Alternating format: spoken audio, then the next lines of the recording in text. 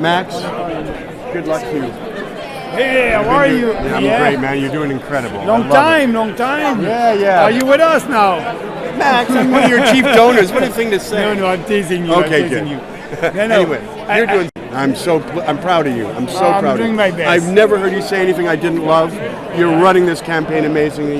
You're the best thing that ever happened to us. Thank you so much. I'm with longtime friend, associate, and fellow politician, collaborator. It's good to see you, Robert. It's been a long time.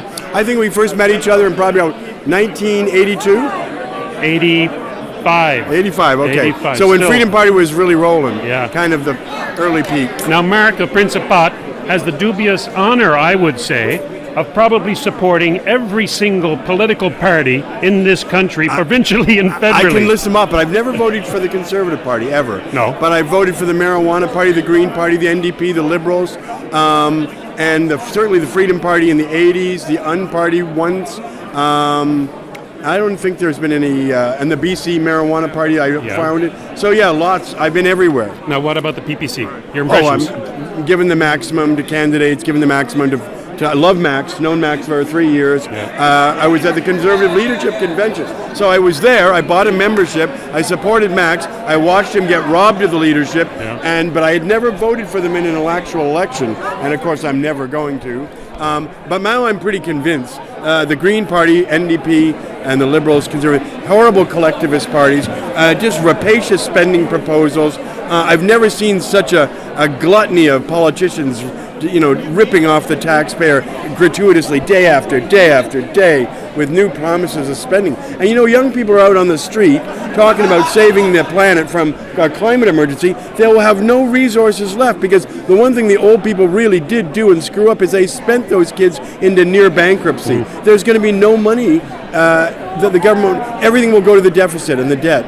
These young people are going to be paying these fabulous whopping sums for a debt, and they won't have the resources to do the things they may need to do because we have committed to spending so much money, this older generation, that we have fucked those kids over budgetarily and economically. But as to the environment, we've left them a fabulous planet to work with.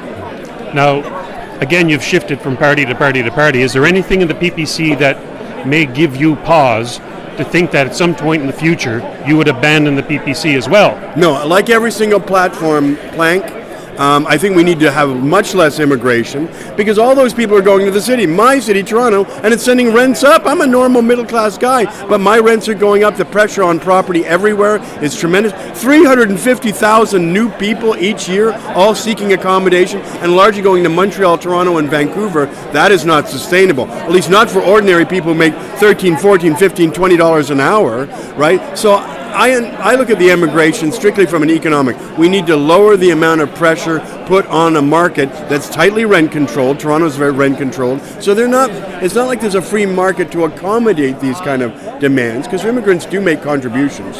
In the long run, they're a tremendous asset to the country. But initially, they settle when they have very few resources in big cities to be near their culture, the people they know, and that's putting tremendous pressure on Vancouver, Toronto, and Montreal, where for a normal young person especially, again, it's not sustainable for them. They can't live in a city and work in a city with this much pressure on rents.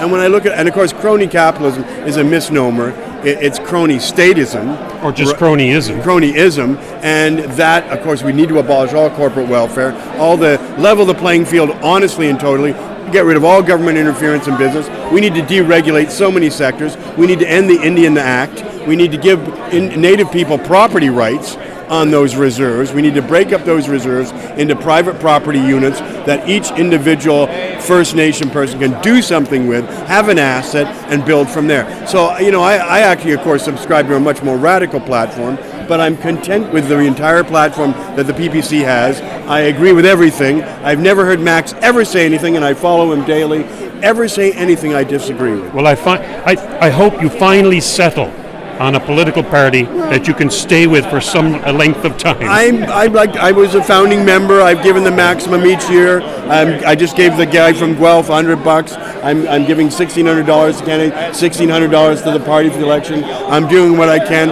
I'm holding up signs at intersections for candidates, right? And in the past, and even though Max hasn't articulated a cannabis party, He will once he gets re-elected. It's really important to get Max elected at his seat in Beauce, because then we have a voice for 4 years. Right. Thanks, Mark. Yeah, and Robert, good to see you guys. again. Yeah, say hi to Robert.